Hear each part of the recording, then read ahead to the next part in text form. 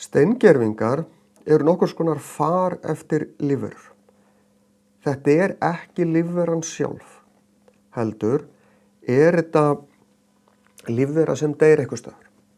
Og í langflestum tilfellum þegar lífverur deyja, þá eru það étnar af annarkvort hræætum eða rándýrum eða hreinlega örverum sveppum og bakteríum og þetta bara rotnar og hverfur. Og þá verður engin steingervingur til. En ef að lífverur deyja við ákveðnar aðstæður, lenda til dæmis ofan í leir, lenda undir skriðu, þannig að líkaminn lokast inni og helst á stað þar sem er lítið súrefni. Að þá hún bara þarna, þá nær hún ekki að rotna því það vantar súrefni. Og síðan lekur þetta vatn og í vatninu eru steinefni og steinefnin leysa upp, vatnið leysur upp lífveruna og steinefnin koma svolítið í staðinn. Þannig myndast steinn sem er nokkuð svona far eftir lífveruna. Og það eru fyrst og fremst harðir hlutir, bein, skeljar og svoleiðis sem að mynda steingervinga. Það er sjaldgæft að mjúkur vefur, til dæmis hár eða fjaðrir eitthvað þess háttar, myndi steingervinga. Það hefur gerst og getur gerst, en það er sjaldgæft. Þetta eru fyrst og fremst hörðu líkamshlutarnir sem að mynda steingervinga. Þannig að með því að aldursgreina jarðlögin sem steingervingurinn er í, með aðferðum eins og ég áður lýst, með því að mæla hvernig þessi geislavörku efni brotna niður, þá getum við séð hvenar lífverur lifðu. Því að við sjáum í jarðlögum, til dæmis, og eftir því sem við gröfum okkur lengra niður í jarðlögin, þá verða þau eldri, svona alla jafna. Og ef ég sé í einhverjum gömlu jarðlögum að þessi lífvera sést hvergi, svo fer hún allt í hún að sjást og er til í nokkrum jarðlögum, svo hættur hún að sjást. Já, þá get ég aldursgreint efstu lögin sem að þessi lífvera sést í og neðstu lögin og þá er mjög líklegt að lífveran hafi lifað á þeim tíma. Frá því fyrir þetta mörgum milljónum ára til þetta mörgum milljónum ára eftir hvað lífvera þetta er.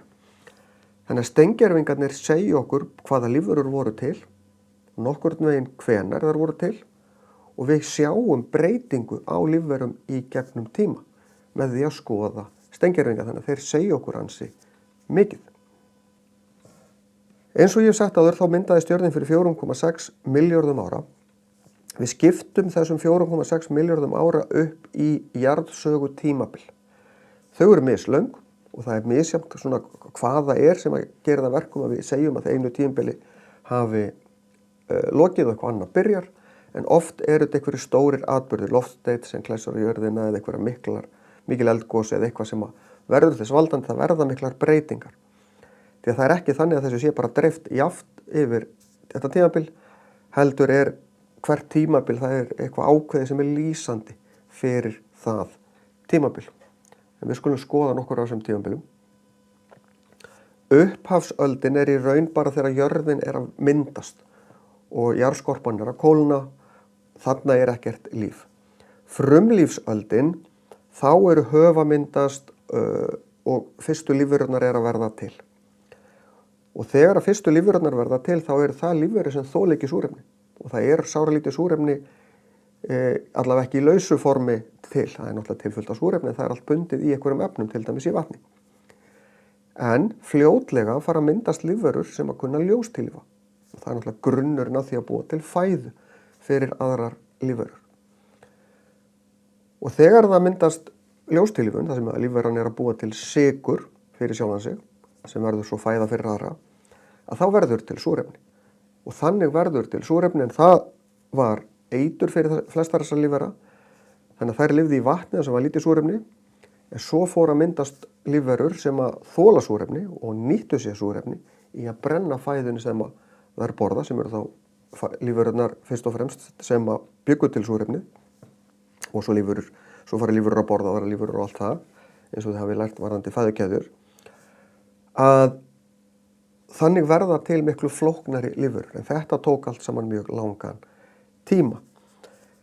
Þannig að líf hefur verið til á jörðinni í einhverja 3,5 milljarða ára, en þangað til fyrir bara svona 400-600 milljónum ára, þá eru við að tala lífverur sem eru svo litlar við sjáum þær ekki og sem lifðu í vatni. Fornlífsöld er frá 545 milljónum ára til 250 milljónum ára. Þarna er að verða til lífverur sem eru nógu stórar þannig við sjáum þær. Þarna fara að myndast plöntur á landi og undir lokin verða til hryggdýr. En ennþá á þessum tíma eru þær lífverur sem eru langmest áberandi lífverur í sjó.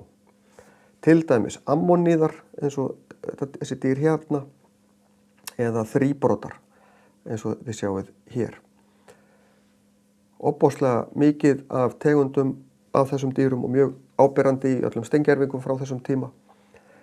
En það er fyrst frá þessum tíma sem við förum að sjá mikið af steingervingum. Fyrst og fremst af því að þarna eru lífverurnar að stækka, en þarna verða til skeljar utan lífverur og þá förum við að sjá miklu meira steingervingum. Það er alveg til eldri steingervingar, en þeir eru bara svo litlir það er erfitt að finna þá og lífverurnar eru allar mjúkar, þannig að það er svona erfiðara fyrir steingervinga að myndast. Miðlífsöldin er svo tími risaeðlanna frá 250 milljónum ára þangað til fyrir 65 milljónum ára. Miðlífsöldin byrjar með því að það klæsir loftið á jörðina og meiri hluti lífvera deyr út. Og þá koma risaeðlurnar svolítið inn í það gat sem að myndaðist og endar svo að það klæsir annar loftið á jörðina og þá deyja risaeðlurnar út og spendýrin komu, nýttur sér gatið sem myndaðist. Risaeðlurnar eru ráðandi lífverur sérstaklega á landi, líka svolítið í sjó og í lofti. Það eru til spendýr á þessum tíma, en þau eru pínu lítil. Og þau eru fyrst og fremst á ferli á nóttunni, því að risaeðlurnar voru miklu meira á ferðin á daginn og ef maður var stórt spendýr á þvælastum á daginn, þá var maður bara étinn. Þannig að spendýrin voru lítil og voru á ferli á nóttunni þar sem þær gátu meira að fæla sig. Á þessum tíma voru náttúrulega til fullt af skriturum og meira segja skritir sem eru til ennþann daginn í dag eins og til dæmis krokodílar. Þeir voru til á þessum tíma. Ekki sömu krokodílarnir og í dag, þeir hafa breyst pínulítið en svona í meginatriðum eru þeir ekkert ósvipaðir. Risaeðlurnar skiptust í mismunandi hópa. Við vorum með risaeðlur sem borðuðu kjöt, aðra sem borðuðu gras, sumar sem gátu flogið. En risaeðlurnar, það eru dóu út eða ekki, því að það eru í raun ennþá til risaeðlur. Það eru fuglarnir. Fuglarnir eru afkomendur kjötétandi risaeðla. Ef þið hafið séð Jurassic Park myndirnar, þá eru litlu risaeðlurnar sem að hlaupa svona með svo geltandi hundar. Það eru eiginlega forfeður fugla og þeirra fugla sem lifa á jörðinni í dag. Þannig að miðlífsöldin var tími risaeðlanna. Nýlífsöldin er svo frá því að risaeðlurnar dóu út og þangað til bara í dag. Þetta er tími spendýra og fugla. Og spendýrin eins og sé og fuglar voru komnir fram áður en voru ekkert mjög áberandi. En þegar risaeðlurnar hurfu þá var tækifæri fyrir spendýr og fugla til þess að þróast yfir í fleiri og fleiri tegundir. Þannig að myndast ákveði pláss í vistkerfunum, þetta er kallað sess, svona hlutverk sem að dýr uppfylla í vistkerfunum. En á þessum tíma skiptast á hlýskeið og ísaldir. Þannig að það verða alls konar breytingar á þessum tíma og margar af þeim lífverum sem eru til í dag hafa ekkert verið til allan þennan tíma. Skýrasta dæmið það eru við mennirnir. Nýlífsöldin er búin að vera síðustu 65 milljónir ára. Menn eru búin að vera til í 2-3 milljónir ára. Nútíma menn, eða hinn vitiborni maður eins og við erum, er búin að vera til í 100 til 200-300.000 ár. Svolítið eftir hvernig við förum að tala í þróuninni að einhverjir frummenn séu orðnir að nútíma mönnum. Og það er bara pingulítill partur af þessu öllu saman. Við getum skipt þessum 3,6 milljörðum ára niður í 12 klukkustundir til þess að átta okkur svolítið á því hvað erum við að tala um. Þá segjum við að jörðin hafi myndast bara klukkan 12 og það er 1:30 sem að kveiknar eitthvað líf en það er ekki fyrir en 20 mínútur yfir 10. Þannig í næstu því 9 klukkutíma er líf í sjó og mjög einfalt. Meiri hlutan af þeim tíma. Það er ekki fyrir líf eins og við þekkjum það verður til á síðasta 1,5 klukkutímanum. Risaeðlurnar verða til 11:30, bara hálftíma af þessum 12 klukkutíma. Og það er hverfa 10 mínútur í 12. Mennirnir verði ekki til fyrir en 2 sekúndur í 12.